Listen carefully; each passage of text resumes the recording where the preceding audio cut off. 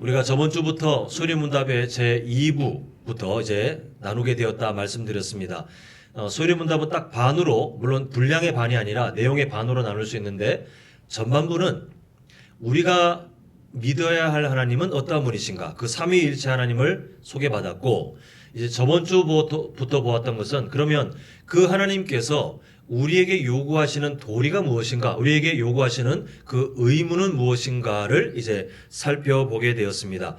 내용들이 아주 길게 살펴보면 또 많은 것들을 더 세분화해서 봐야 되기 때문에 좀 대략적인 핵심들을 보면서 우리가 세 가지씩 보고 있는데, 오늘도 마찬가지로 세 가지 그 내용들을 살펴보게 됩니다. 그래서 이 내용을 우리가 기억하기에 앞서 저번 주에 나눴던 내용을 한번 간단하게 정리하자면, 하나님의 뜻은 우리에게 순종을 요구하시는데, 그 뜻은 우리의 모든 것을 다 포함하지 않습니까? 근데 그 모든 것들이 우리가 살아가는 삶에 적용되는 그 내용들을 어떻게 표현하냐면 도덕법, 이렇게 설명되었습니다. 그래서 하나님의 뜻은 우리에게 순종을 요구하시는데, 그것은 우리의 삶 가운데 도덕법으로 나타난다라고 보았습니다. 근데 이 도덕법은 우리가 세상에서 아는 도덕, 옛날에 국민학교 시절에 도덕 이런 과목 있지 않습니까? 그런 것처럼 사람과 사람 사이에 어떤 예의, 또 우리나라라는 사회 안에서 어떤 관습을 따르는 것인가에 대한 것이 아니라, 이것은 그 단어는 같지만 그러나 의미는 좀 더 상위 개념입니다. 하나님께서 인간에게 주시는 의무, 하나님께서 인간들에게 요구하시는 그 의무가 어떻게 적용되는가가 도덕법으로 나타나기 때문에 우리가 익히 알고 있는 세상에서의 도덕과는 구별된 개념이다라고 말씀드렸습니다. 그리고 이 도덕법도 사실 방대하잖아요. 우리의 시대가 바뀔 때마다, 또 우리의 지역이 바뀔 때마다 이 도덕법은 또 다르게 적용될 수 있는데, 이 적용되는 내용들이 그 시대를 살고 있던 이스라엘 백성들의 문화에 따라 10가지로 압축된 내용이 바로 십계명이다라는 것을 우리가 저번 주까지 보았습니다. 그래서 십계명의 내용을 잘 보면 그 시대 사람들에게 하나님이 주신 명령이긴 하지만, 사실은 폭넓게 보면 하나님께서 우리 모든 세대를 걸쳐서 시대를 뛰어넘어, 문화를 뛰어넘어 무엇을 원하시는가에 대한 어떤 그 가이드라인을 주시는 것이기 때문에 우리가 이스라엘 백성들에게만 해당되는 내용이구나, 이것이 아니라 오늘날 우리에게도 이 내용이 갖고 있는 근본적인 원리는 동일하구나라고 보시면서 우리가 십계명을 앞으로 이해하게 되는데요. 오늘은 십계명 1계명부터 보기 전에 십계명과 관련돼서 더 먼저 정리해야 될 그 사전 내용들이 세 가지 주제로 이 소위문답을 통해서 나눠지는데요. 먼저 42문을 보도록 하겠습니다. 자, 제가 질문을 읽겠습니다. 십계명의 강령이 무엇입니까? 자, 답변을 함께 읽겠습니다. 시작.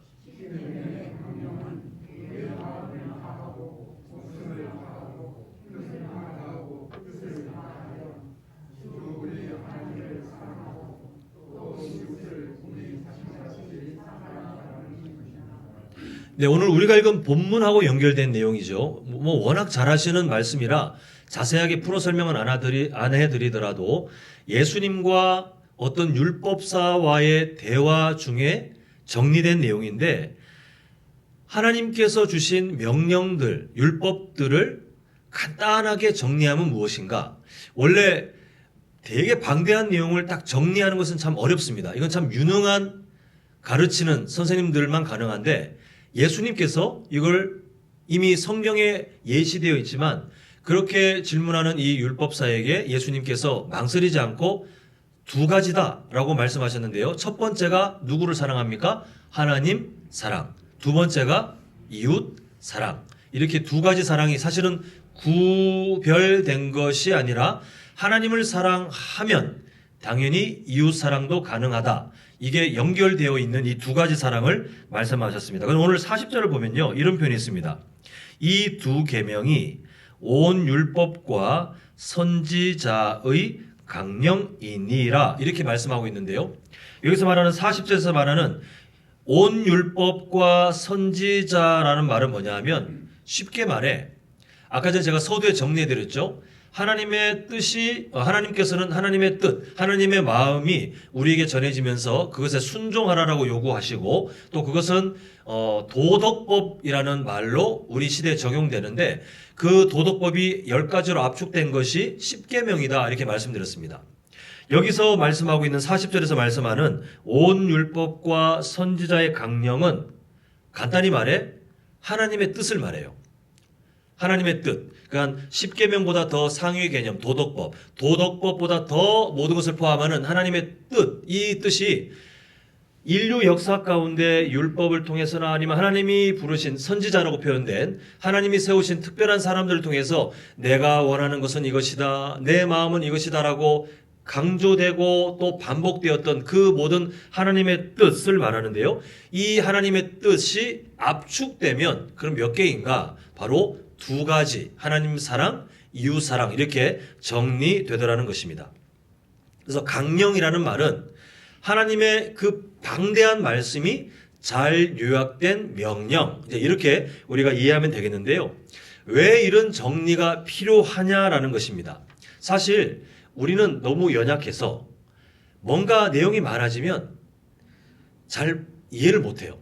그리고 자꾸 놓치게 되어 있어요. 그래서 하나님께서는 매우 방대한 그 하나님의 뜻을 우리가 다 담지 못하기 때문에 또 줄여놓다고 하지만 방대한 그 도덕법도 우리가 다 담지 못하기 때문에 심지어 십계명조차도 우리가 어떻게 살아가야 될지를 그 말씀 안에서 잘 발견하지 못하기 때문에 하나님께서는 가장 중요한 핵심부터 기억하도록 우리에게 그 2가지 원리를 주셨는데 이게 왜 중요하면요. 그저 기계적으로 10개의 명령, 10개의 명만 읽고 있으면 10개의 명은 보고 있지만 그러나 그 안에 담겨진 하나님의 마음을 놓칠 위험이 있다는 것입니다. 좋은 예가 누구냐면 이스라엘 백성들이에요. 이스라엘 백성들 보면 구약 때도 그랬고 신약 때도 그랬고 자신들이 십계명도 잘 알고 토라도 잘 알고 이렇게 뭔가 암송도 잘하고 잘 안다고 하지만 정작 하나님께서는 그 사람들의 삶을 어떻게 평가하셨냐면 내 마음을 모르는 백성들 이렇게 평가하셨어요. 결국 십계명을 안다고 다 아는 것이 아니라 십계명을 알고 아니면 더 많은 율법들을 알고 아무리 외워봐야 정말 중요한 하나님의 마음은 놓칠 수 있기 때문에 하나님께서는 10개의 명령보다 더 중요한 2가지 하나님의 마음, 나를 사랑하라, 이웃을 사랑하라. 또 100개의 율법보다 더 중요한 하나님의 마음, 나를 사랑하라, 내 이웃을 사랑하라. 1000개의 적용점보다 더 중요한 것, 하나님의 마음. 누구를 사랑합니까? 하나님을 사랑, 이웃 사랑. 이것을 먼저 마음에 새긴 다음에 십계명을 봐야 되고 이걸 먼저 마음에 새긴 다음에 율법을 알아야 되고 이걸 먼저 마음에 새긴 다음에 우리가 말씀에서 큐티 하시는지 모르겠지만 말씀을 읽고 어떤 은혜 받은 것을 내 삶에 어떻게 적용하지 이런 적용점을 찾는다 할지라도 이 2가지 핵심적인 하나님의 마음 하나님을 사랑하라 내 이웃을 사랑하라를 알지 않고 보면 정작 하나님의 마음을 놓칠 수 있기 때문에 하나님께서 이걸 정리해 주신 것입니다. 바라기는 우리 성도님들 또 우리 성도님들뿐만 아니라 우리 성도님들의 후손들까지 이 하나님 사랑과 이웃 사랑은 안경과도 같아요. 뿌옇게 그 근시를 갖고 있는 사람이 저 같은 사람이 안경을 써야 우리 성도님들의 눈과 코가 어디 붙어 있는지 보이거든요. 우리가 연약하기 때문에 하나님의 마음을 잘 몰라요. 뿌옇게 보이는데 하나님 사랑, 이웃 사랑이라는 정말 중요한 핵심 가치를 늘 마음의 안경처럼 쓰고 하나님의 말씀을 읽고 하나님의 말씀을 순종하려고 해야 그 안에 담겨있는 하나님의 마음을 알 수 있는데 우리 성도님들과 우리 성도님들의 자녀들 또 후손들이 이 분명한 안경 하나님을 사랑하는 것, 이웃 사랑하는 것을 늘 잃어버리지 않기를 간절히 소망합니다. 자, 다음 것을 보겠는데요. 십계명을 향해 이제 한 걸음 좀 더 나아갑니다. 우리 소연인 문답 제 43문을 보겠습니다. 자, 질문 읽겠습니다. 십계명의 머릿말은 무엇입니까? 자, 답변 읽겠습니다. 시작.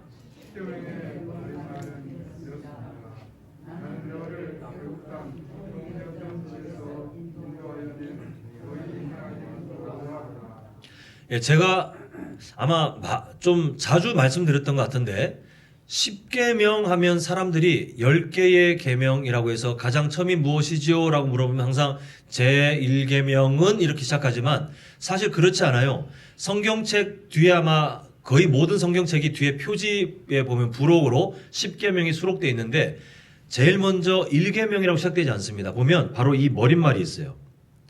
하나님이 그의 백성들에게 나는 너희들에게 이러한 하나님이야 라고 당신 스스로를 설명하고 계시는 내용이 먼저 나온 다음에 제1계명은 이렇게 되어집니다.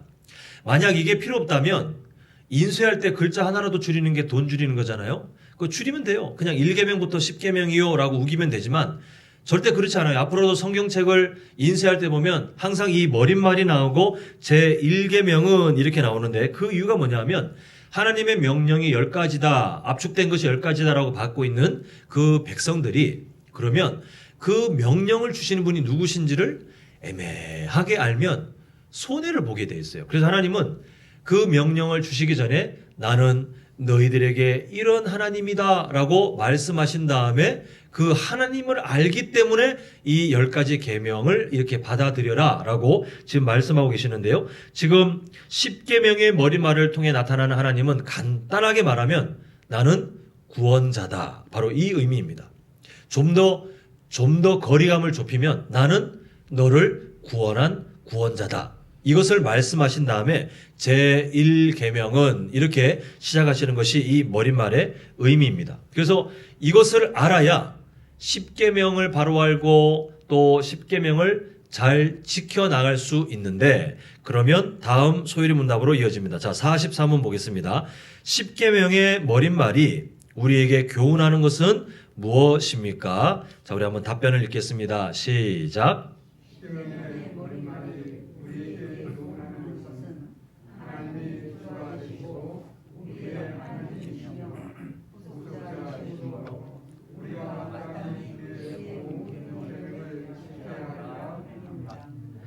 자, 우선 결론부터 한번 마음에 새겨 볼게요. 결론부터. 저를 따라합니다. 율법은 구원의 조건이 아니라 구원의 결과입니다.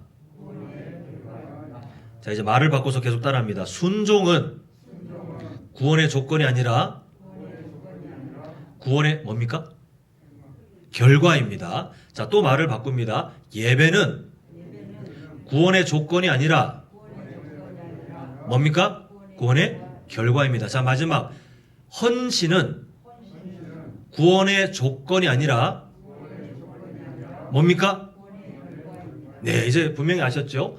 이 내용이 바로 10계명의 머릿말이 우리에게 주는 결론이에요. 자, 결론을 마음속에 새기신 다음에 우리가 한번 보셨으면 좋겠는데 정말 많은 분들이 이렇게 말하고 있는 저도 종종 이렇게 자기도 모르게 이 함정에 빠질 때가 있는데 정말 많은 분들이 하나님께서 지금 이게 가르치고 계시는 이 머릿말을 통해서 가르치고 계시고 또 머릿말과 연결되어 하나님의 백성들이 해야 될 도리에 대해서 가르치는 또 교회의 의무에 대해서 가르치는 것을 두 가지 큰 오해에 빠져서 잘못 아는 성도님들이 계세요. 첫 번째 오해가 뭐냐 하면 하나님께 복을 강요하는 조건으로 오해하더라는 것입니다. 다시 말하면 우리가 10계명 이렇게 하나님의 말씀 이런 것들 아까 전에 뭐 예배 아니면 뭐 순종 헌신 이런 것들이 있죠. 마땅히 하나님께 드려야 될 것들을 뭐라고 하냐면 하나님께 복을 강요하는 어떤 조건으로 오해합니다.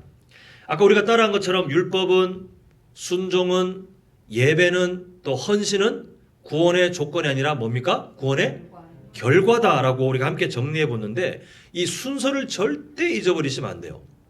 구원이 있고 그 다음에 율법이 있고 구원이 있고 순종이 시작되고 구원이 있고 예배가 시작되고 구원이 있고 헌신이 시작되는 거예요. 우리가 세상에 살면서도 그런 일들을 우리가 경험합니다. 뭐냐 하면 누군가에게 뜻하지 않게 정말 큰 도움을 받으면 아니면 누군가에게 정말 뜻하지 않는 뭐 뇌물이 아니라 정말 감동이 되는 선물을 받았다 치면 나에게 은혜를 주었던 도움을 주었던 아니면 정말 내 마음에 감동이 되는 선물을 주었던 그 사람은 나에게 특별한 존재가 되지 않습니까? 그래서 그 사람이 하는 말은 같은 말이라도 다른 그냥 평범한 관계에 있는 사람이 하는 말과는 달라요. 더 특별하게 나에게 더 의미 있게 다가오는 것이 우리가 갖고 있는 당연한 도리입니다. 이게 왜 가능하냐면 감사하는 마음이 있으면 그 사람이 나에게 어떤 하는 말이 좀 더 나에게 힘을 갖게 되거든요. 힘 있게 와요. 그래서 우리는 그 말을 가볍게 여기지 않고 좀 더 그 사람이 나에게 도움을 주고 나에게 어떤 귀한 감동을 준 사람이 있으면 그 사람이 하는 말을 우리가 더 지키려고 하거나 더 의미 있게 받아들이려고 하는 것이 세상 사는 사람들도 누구나 갖고 있는 그런 도리 또 예의입니다.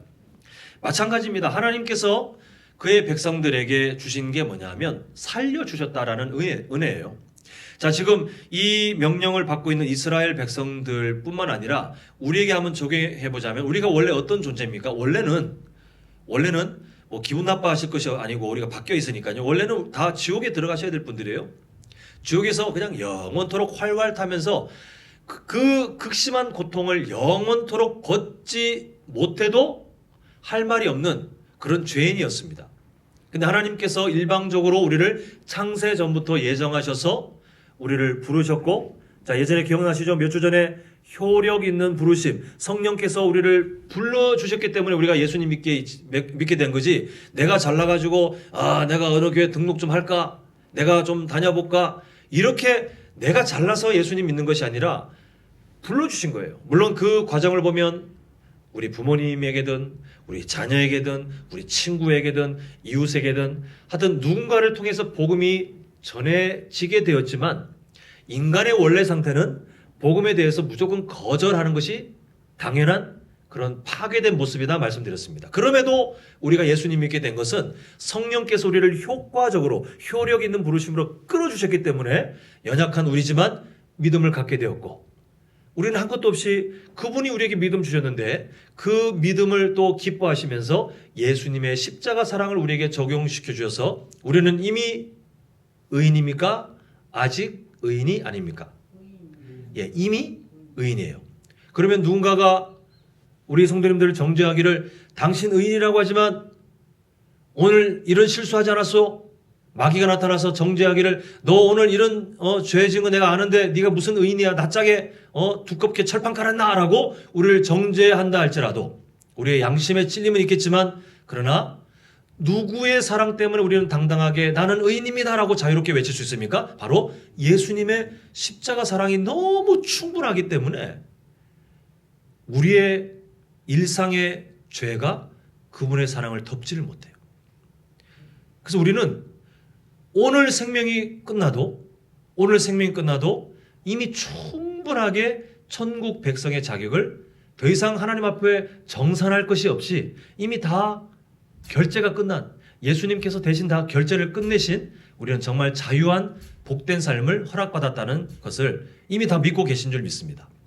우리는 그것을 알고 있어요. 그래서 은혜를 주신 그 하나님께 감사하기 때문에 그 감사한 마음을 내가 어떻게 하지? 그래, 하나님 말씀이 이렇게 있는데 내가 순종해야 되지 않을까? 하나님께 주신 그 구원이 너무 감사하니 내가 당연히 예배를 드려야 되지 않을까? 하나님께서 나를 살려주셨기 때문에 내가 어떻게 헌신하지? 어떻게 사명에 내가 충성하지? 무엇을 해야 될지? 이게 구원받은 사람들의 삶에서 계속 회복되고 성장하게 되는 모습의 그 한 모습이에요. 근데 어떤 분들은 아까 첫 번째 오해가 그러했죠. 하나님께 복을 요구하는 조건으로 이걸 삼고 있어요. 구원의 결과인데 이거를 하나님께 무기처럼 협박하는 것처럼 드러내면서 하나님 나 이렇게 직분 감당했으니까 복을 내놓으시오. 내가 이만큼 내가 헌신했으니 아무도 따라갈 수 없는 내가 이 정도의 어떤 하나님 앞에서의 뭔가 봉사를 했으니 나에게 복을 주시오 라고 하나님 앞에 청구서를 내어 미는 압박의 도구로 우리가 순종을 쓰고 예배를 사용하고 헌신을 사용하는 성도님들이 정말 많이 계세요. 이거는 순서가 잘못돼서 그렇습니다. 순서가. 아까 순서가 중요하다 그러지 않았습니까? 구원의 은혜가 있기 때문에 그 구원의 결과로 우리가 순종하고 예배드리고 헌신하게 되는 것이 마땅한 도리인데 이 순서를 거꾸로 해놓고는 내가 이렇게 했으니 하나님 복 주셔야 되는 거 아닙니까? 라고 말을 하는데요. 극단적으로 표현하자면 하나님이 우리에게 그 어떤 복을 주시지 않아도 우리는 어떻게 살아야 됩니까? 이미 얻은 구원이 너무 충분하기 때문에 우리가 하나님 말씀에 순종해야 되고 하나님께 예배해야 되고 하나님께 헌신해야 됨을 아멘으로 받으시길 간절히 소망합니다. 네, 이게 우리의 원래 삶이에요. 그런데 하나님이 얼마나 감사한지 하나님께서 야, 너 지옥 갈 거 살려놨으니 그걸로 충분하니까 그 은혜 평생 갚도록 하라 라고 하셔도 우리는 뭐 그것으로 감사합니다, 충분합니다 이렇게 할 입장인데 하나님께서 얼마나 감사한지 왜 성경에 순종과 복의 약속을 주셨냐면 그냥 가만히 있어도 순종을 해야 될 우리들에게 연약한 것을 알기 때문에 우리를 격려하시기 위해서 복에 대해서 하나님이 조건을 다신 거예요. 이 정말 감사하지 않습니까?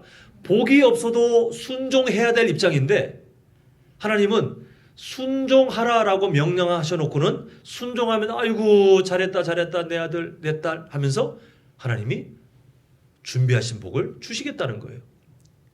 그 절대로 이 하나님의 마음을 협박하지 않았으면 좋겠어요. 이게 기복신앙이에요. 내가 이렇게 했으니 하나님 이걸 주셔야 되지 않습니까?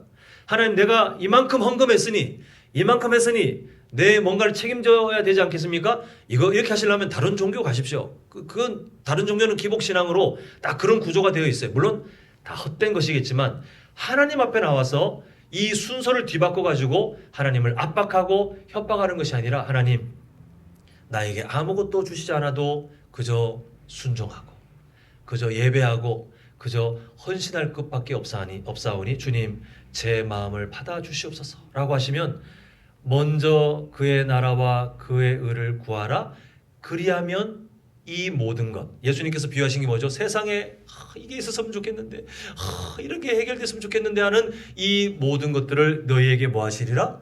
더하시리라. 순서를 지키라는 거예요. 순서를. 우리 성도님들 이게 참 어려운 일이긴 하지만 그러나 성숙한 성도들은 복 때문에 헌신하는 것이 아니고요. 구원 받았기 때문에 헌신하는 요 순서를 잘 지키셔서 정말 하나님을 기쁘시게 하는 성숙한 그리스도인들 되시길 간절히 소망합니다. 자, 두 번째 오해가 뭐냐면 이거는 좀 더 안타까운데요. 하나님 이건 좀 이 표현을 제가 설명하기 위한 거니까 이해하십시오. 하나님이라는 고리 대금업자에게 어쩔 수 없이 내야 하는 아주 높은 이자처럼 생각해요. 하나님 말씀에 순종하는 거, 예배드리는 거, 헌신하는 거를 어떻게 생각해요? 하나님이 고리 대금업자처럼 느껴지는 거예요. 그러니까 그분이 요구하는 이자처럼 부담스러운 거예요. 벌써 또 이자를 내야 될 때가 왔네. 뭔가 하나님께서 말씀에 순종을 요구하시거나 헌신을 요구하시면 막 엄청난 불편감을 갖고 받아들이는 분들이 정말 많아요.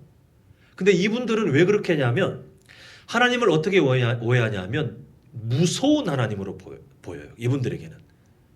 안 지키면 너 벌 받는다. 내가 명령한 거 안 지키면 너 저주받는다. 그러니까 이 하나님이 고리대금업자 같아요.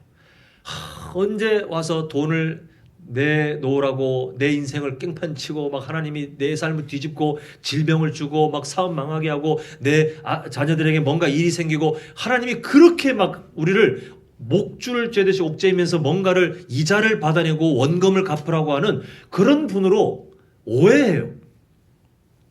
정말 안타까운 신앙생활이에요. 그러니까 이분은 늘 그런 오해하는 분들은 늘 신앙생활이 부담, 불편, 두려움, 공포예요. 근데 성경은 뭐라고 말합니까? 하나님의 사랑이 무엇으로 확실하게 증거되셨다고 성경이 말씀하고 있죠? 그 아들 예수님을 무엇함을 통해서 십자가에 죽게 하심을 통해서 증명하셨대요. 우리가 너무 모를까봐 우리가 애매하게 그 사랑을 알까봐 아예 그냥 확실하게 도장을 찍어서 그 사실을 알면 아이고 하나님이 나를 정말 사랑하시는 게 맞네. 의심의 이응자도 사용하지 못하도록 하나님이 입증하시기 위해서 그 아들 예수님의 생명을 누구를 위해서 다 제물로 바치지 않습니까? 바로 우리가 아니라 나라고 해야 더 우리는 피부에 와닿잖아요. 그죠? 나를 위해서요. 나를 위해서. 하나님께서는 나를 위해서 예수님의 그 생명을 기꺼이 헌신하신 다음에 우리에게 뭐라고 말씀하시냐면 내가 이 정도로 했는데 나는 너에게 공포의 하나님이니 사랑의 하나님이 물으시는 거예요. 어떤 하나님이십니까? 사랑의 하나님이세요. 물론 그 사랑의 하나님이 항상 그냥 이게 마음에 생각도 없는 문자로 허허허 웃으면서 항상 복만 주시는 분이 아니라 그분은 우리를 엄하게 징계도 하셔요. 근데 그 징계가 어디에서 출발됩니까? 우리를 바로 세워서 우리가 하나님의 자녀로 살면서 저주의 삶으로 가지 않도록 우리를 바른 길로 인도하시기 위해서 하나님이 참다가 마지막에 사랑의 매를 드시는 게 징계인데 징계만 보는 거예요. 교회 오는 이유가 징계받을까요? 하나님 말씀에 순종해야 된다는 부담감을 가지는 이유가 벌 받을까요?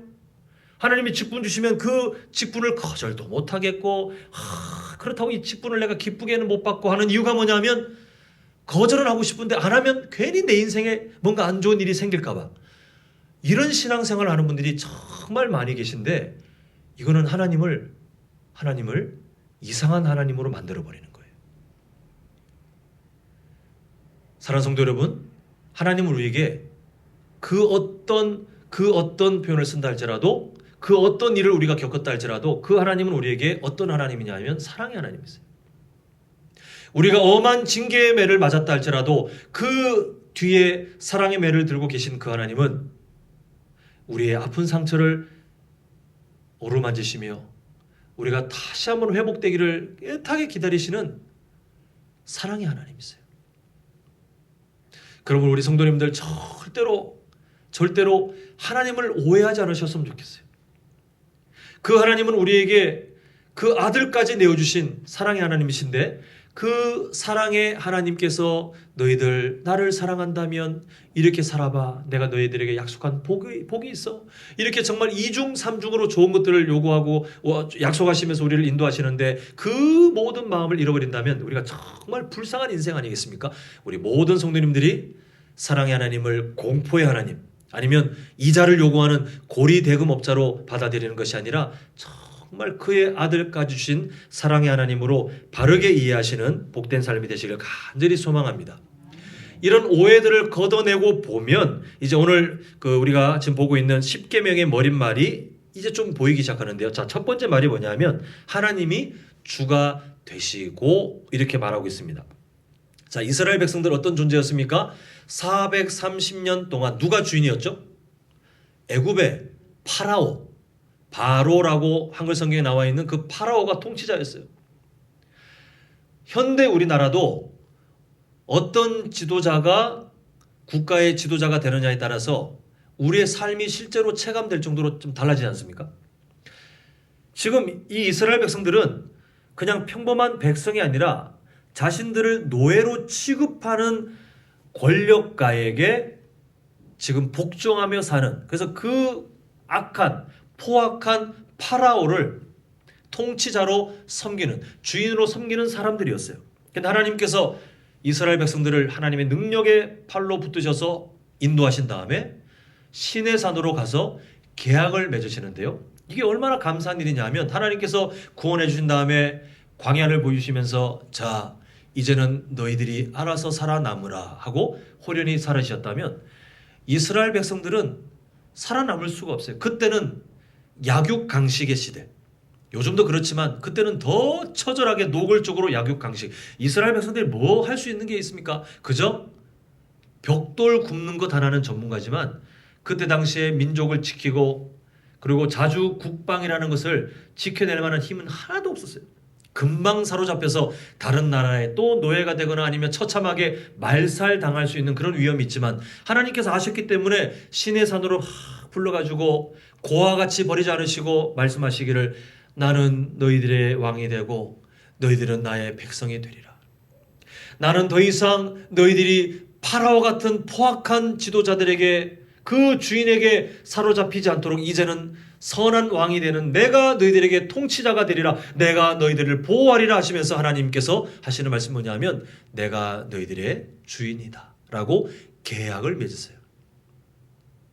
누구도 깰 수 없는 그 강력한 계약을 맺으셨기 때문에 그래서 이스라엘은 이 내용 하나님이 주가 되시고를 정말 생각한다면 감사함으로 뭘 지켜나갈 수 있습니까? 십계명을 지켜나갈 수 있다가 머릿말의 의미예요. 자, 그 다음에 두 번째 내용이 뭡니까? 우리의 하나님이시며라고 하고 있는데 이것은 관계의 거리를 말해요. 지금 하나님께서 어디에 계신지도 모르는 저 멀리 있는 정말 내 피부로 체감도 안 되는 그런 하나님이 아니에요. 하나님께서는 친밀한 관계를 맺으시면서 하시는 말씀이 나는 너희의 왕이 되고 너희들은 나의 백성이 되리라. 서로 연결되어 있어요. 친밀한 관계. 그래서 하나님께서 이스라엘 백성들을 만나주시는 것을 보면 막연한 어떤 신이 아니라 나는 바로 너희들의 하나님이다 라고 말씀하시면서 함께 동행하셨어요. 낮에는 무슨 기둥이요? 밤에는 불기둥. 어떤 사람들은 이게 온도를 조절한다고 했지만 아니라고 말씀드렸습니다. 이거는 낮에는 잘 보이도록 구름 기둥, 밤에는 잘 보이도록 불기둥을 통해서 하나님이 가자라고 하시면 가고 멈춰라고 하시면 멈출 수 있도록 하나님이 항상 앞에서 동행하셨는데 그 친밀감이에요. 우리의 하나님이시며 또 그 하나님은 동행만 하시면서 귀를 닫고 계신 분이 아니라 말씀하셨어요. 그리고 그의 백성들의 간구하는 소리를 들으셨어요. 그래서 이스라엘 백성들이 그 친밀한 관계에 있는 하나님을 알아서 우리의 하나님이시며라는 이 하나님의 마음을 알게 되면 이스라엘 백성들은 감사하는 마음이 생겨나기 때문에 무엇을 잘 지킬 수 있다고요? 십계명을 잘 지킬 수 있는 것입니다. 자, 마지막 구속자이심으로 이건 뭐 표현할 길게 설명할 게 없죠. 구원해 주셨다는 거, 살려 주셨다는 거, 이게 정말 큰 은혜 아닙니까? 나의 하나님이 전혀 뜬금없이 갑자기 나타나서 나 너희들의 하나님 이게 아니라 그 하나님이 어떠한 분이냐면 430년 동안 정말 비참한 가운데 있던 그들을 살려주신 분이에요. 이스라엘 백성들이 가끔 광야에서 헛소리하죠. 우리가 애굽에 살 때 정말 행복했는데 말도 안 되는 거짓말이에요. 이 사람들이 얼마나 비참한 지경까지 갔습니까? 자기의 자녀들이 죽임을 당해도 무기력하게 아무것도 할 수 없었던 그런 비참한 삶을 살았던 사람들이에요. 그런데 하나님이 그들을 살려주셨어요. 하나님이 구원해 주셨어요. 그래서 이스라엘 백성들은 나의 구원자 하나님, 그 하나님이 나의 구원자이심을 깨달으면 감사함으로 무엇을 잘 지킬 수 있습니까? 십계명을 잘 지킬 수 있기 때문에 지금 마지막 답변에 이렇게 되어 있죠. 우리가 마땅히 그의 모든 계명을 뭐하여 하리라? 지켜야 하리라. 오의 두 가지를 빼야 된다고 그랬습니다. 하나님 앞에 내가 이 순종을 하니까 십계명을 지키니 복을 내놓으시어도 불가. 그리고 그 하나님은 나에게 이걸 요구하신 다음에 이자 받아 먹듯이 내 삶에 와서 뭔가를 차압해가고 내 삶에 뭔가 불이익을 주면서 협박하고 공포의 하나님이 아니라 그의 아들까지 내어주신, 이제 우리 시각으로 보면요, 그의 아들까지 내어주시는 그 사랑의 하나님이시기 때문에 우리는 그 하나님과의 관계, 그 하나님께서 우리를 보호하시고 우리를 구원해 주시는 그 은혜를 알기 때문에 마지막에 있는 것처럼 마땅히 그의 모든 계명을 지켜야 하리라가 우리 삶에 시작되는 거예요. 이게 바로 십계명 앞에 있는 머릿말의 의미입니다. 요걸 뛰어넘고 제1계명은 이라고 들어가는 순간 두 가지 오해에 빠지게 되는 거예요. 아, 이걸 지키면 복 받나 보다. 아, 이거 안 지키면 내가 벌 받나 보다. 아니요. 우리는 복도 아니고 벌 받을 게 두려워서도 아니고 뭐 때문에요? 감사하기 때문에. 이 명령을 주신 하나님이 너무 감사하기 때문에, 너무 나에게 좋은 분이 되시기 때문에 우리는 하나님의 말씀을 지켜가게 됩니다. 이제 말씀을 맺겠습니다. 지금까지 우리는 십계명에 담겨진 두 가지 핵심 가치, 누구를 사랑합니까? 하나님을 사랑하고 또 그 하나님을 사랑하기 때문에 또 누구를 사랑합니까? 이웃을 사랑하는 이 두 가지 핵심 가치, 하나님의 마음을 살펴보았습니다. 그리고 이 십계명의 머릿말에 담긴 하나님께서 나는 너희들에게 이런 하나님이다 라고 말씀하시면서 하나하나 다 감사한 제목밖에 없기 때문에 우리는 그 감사함 때문에 하나님의 말씀을 지키며 살기 위해서 몸부림치는 그 인생이 가능하다. 또 우리가 그렇게 살아갈 이유가 있다라고 말씀을 드렸는데요. 이스라엘 백성들을 기억하셨으면 좋겠습니다. 십계명을 달달달 외웠어요.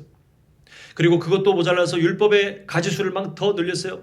율법의 개수를 막 늘려가지고 이것도 지키고 정말 많은 율법들을 만들었던 그 이스라엘 백성들.